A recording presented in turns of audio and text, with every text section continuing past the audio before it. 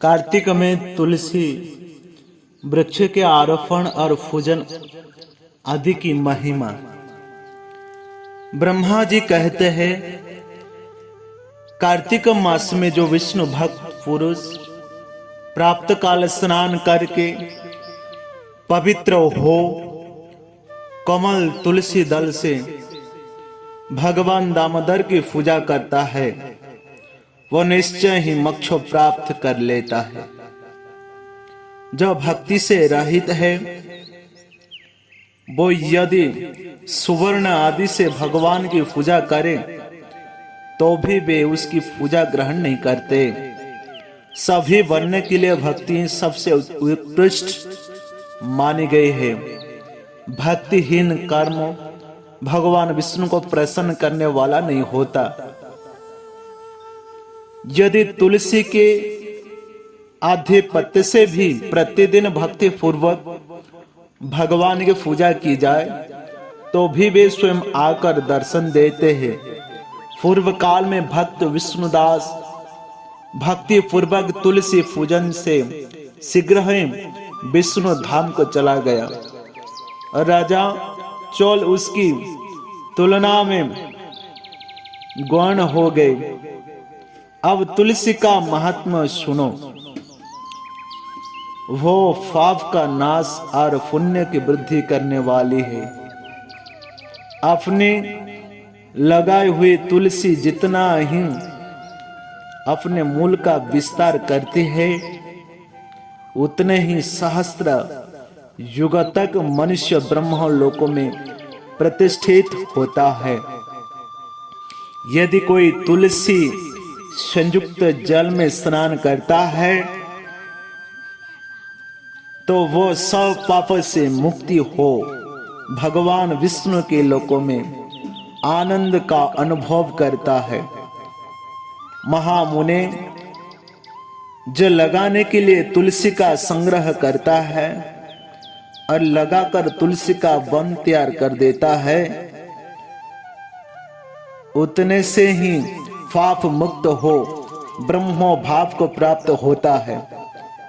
जिसके घर में तुलसी का बगीचा विद्यमान है उसका वो घर तीर्थ के समान है। वहां यमराज के दूत नहीं जाते। तुलसी वन सब पापक नष्ट करने वाला पुण्यमय तथा अभिष्ट कामना को देने वाला है। जो श्रेष्ठ मानव तुलसी का बगीचा लगाता है वे यमराज को नहीं देखते। जो मनुष्य तुलसी कांठ संयुक्त गंध धारण करता है क्रियमाण पाप उसके शरीर का स्पर्श नहीं करता। जहां तुलसी वन की छाया होती है वहीं पितोरी की तृप्ति के लिए श्राद्ध करना चाहिए। जिसके मुखों में कानों में और मस्तक पर तुलसी का पत्ता दिखाई देता है उसके ऊपर यमराज भी दृष्टि नहीं डाल सकते। फिर दूतों की तो बात ही क्या है। जो प्रतिदिन आदर पूर्वक तुलसी की महिमा सुनता है वह 100 पापों से मुक्त हो ब्रह्म लोकों को जाता है। पूर्व काल की बात है। काशी में पूर्व काल की बात है। कश्मीर देशों में हरिमेधा और सुमेधा नामक 2 ब्राह्मण थे जो भगवान विष्णु की भक्ति से संलग्न रहते थे। उसके हृदय में संपूर्ण प्राणियों के प्रति दया भी थी। वे सब तत्वों का यथार्थ मर्म समझने वाले थे। किसी समय वे दोनों श्रेष्ठ ब्राह्मण तीर्थ यात्रा के लिए चले। जाते जाते किसी दुर्गम वन में वे परिश्रम से व्याकुल हो गए। वहां उन्होंने एक स्थान पर तुलसी का वन देखा।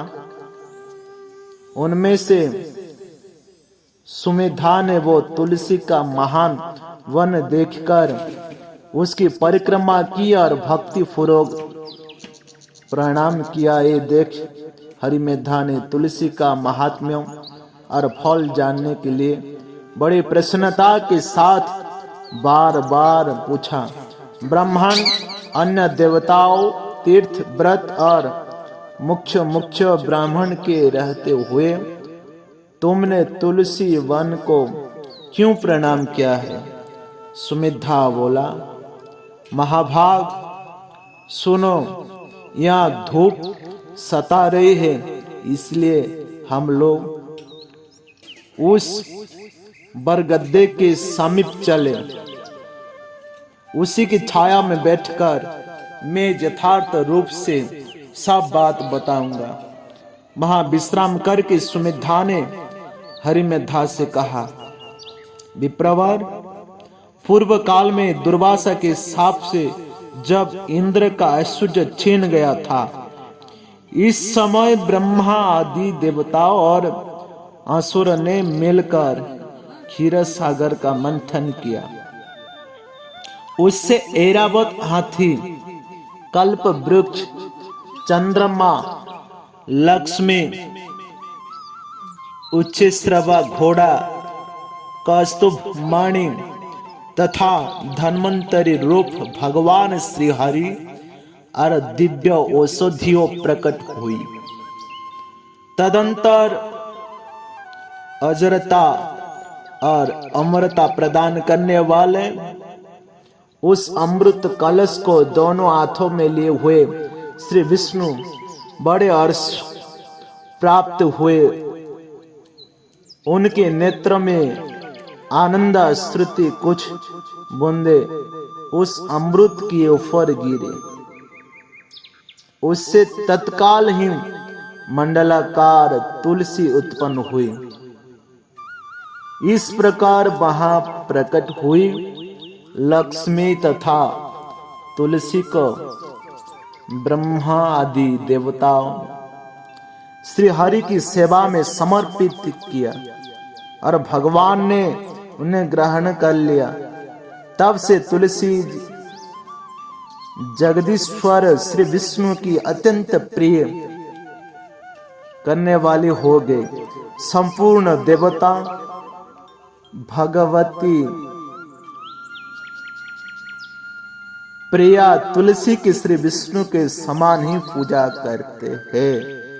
भगवान नारायण संसार के रक्षक है और तुलसी उनकी प्रियतमा है, इसलिए मैंने उन्हें प्रणाम किया है।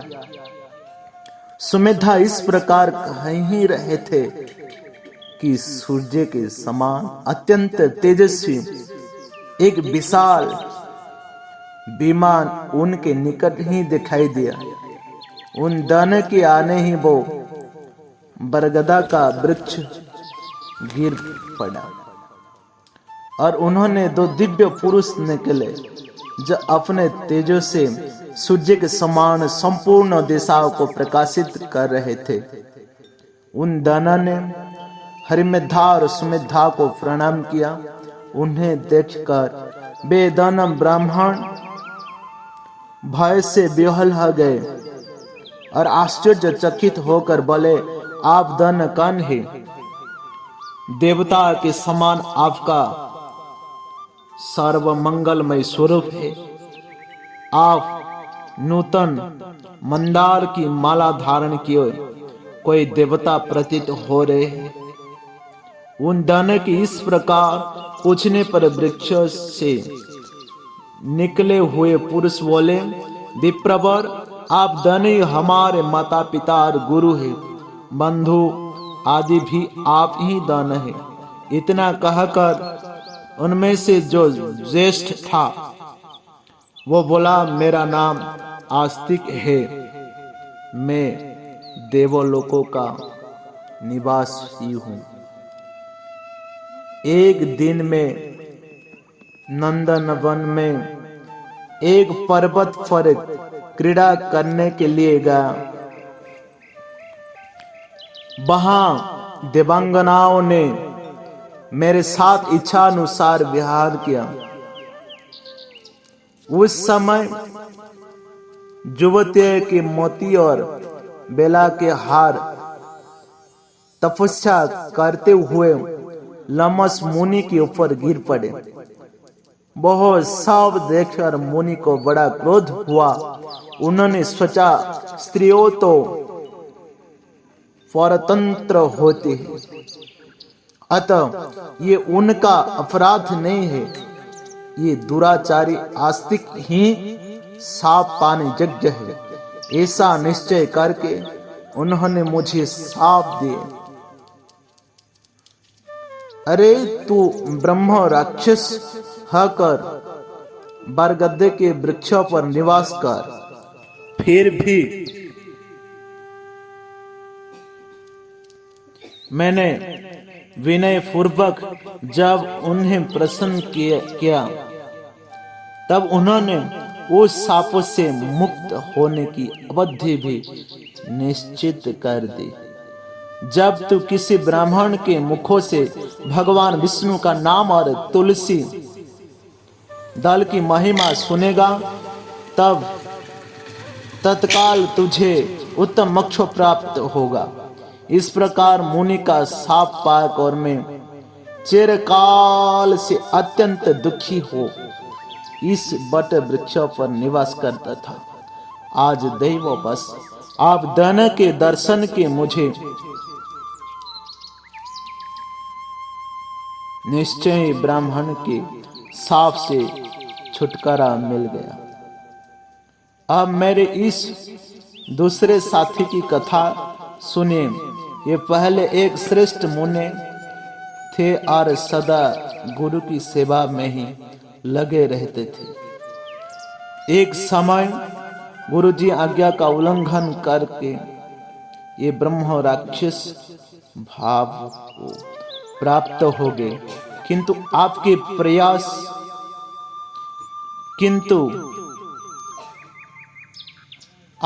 प्रसाद से इस समय इनकी भी ब्राह्मण के शाप से मुक्ति हो गई। आप दोनों ने तीर्थ यात्रा का फल तो यही साध लिया। ऐसा कहकर वे दोनों उन श्रेष्ठ ब्राह्मण को बार बार प्रणाम करके उनकी आज्ञा ले प्रसन्नता पूर्वक दिव्य धाम को गए। तत्पश्चात वे दोनों श्रेष्ठ मुनि परस्पर पुण्यमय तुलसी की प्रशंसा करते हुए तीर्थ यात्रा के लिए चल दिए। इसलिए भगवान विष्णु को प्रसन्नता देने वाले इस कार्तिक मास में तुलसी की पूजा अवश्य करनी चाहिए।